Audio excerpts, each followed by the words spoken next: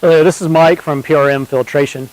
Today we are going to talk about changing out the filters in a multi-cartridge filter housing, or SSC, stainless steel cartridge filter housing. So the first thing that we're going to do is to make sure we have on our PPE, got some rubber gloves, put on some safety goggles.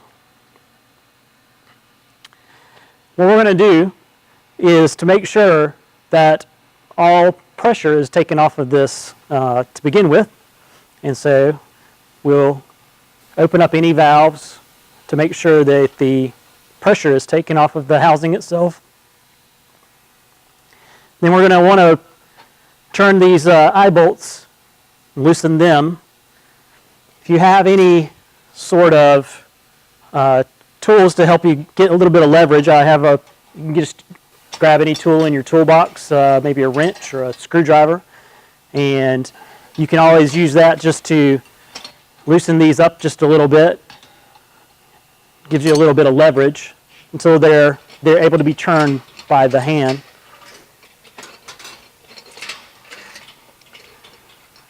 And as you loosen these, you will get to the point where you can put those down. And we want to remove the lid.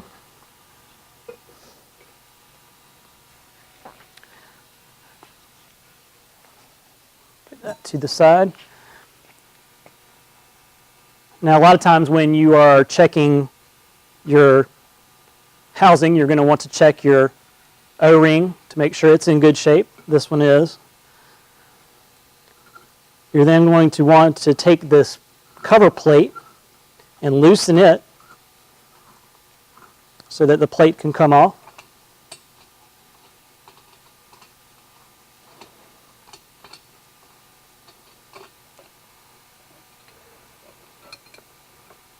And you will remove the cover plate, put this in a safe spot.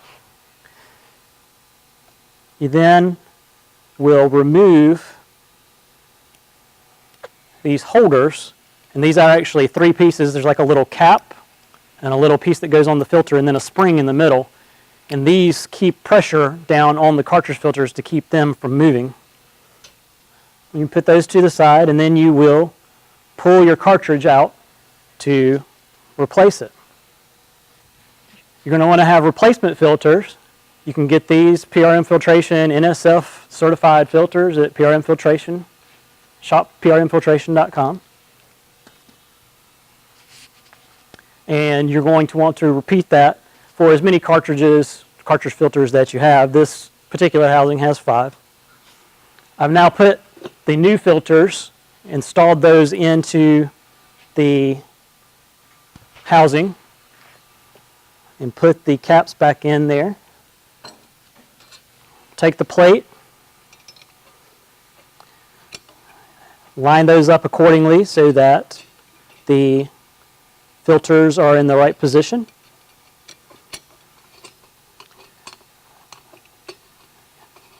Take the nut and tighten it. This is going to just be hand tightened to put enough pressure to hold those cartridges in place. Return the lid to its place. And then you're going to want to hand tighten these again.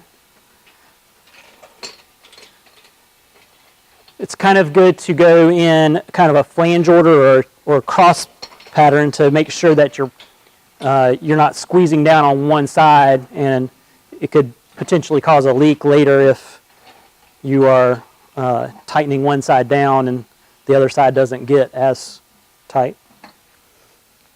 Then once again, grab a wrench, screwdriver, whichever it is that will help, and you can then use that as leverage to tighten these to a appropriate level. Now, if you're going to have these not changing these out on like a weekly basis or so, you may want to take some anti-seize and put on these threads just to help keeping your stainless steel from getting locked up. Sometimes when these get tightened up and they sit here for over a week or so, they can get locked up and cause issues. And this is how you change cartridge filter on a SSC or stainless steel cartridge filter housing.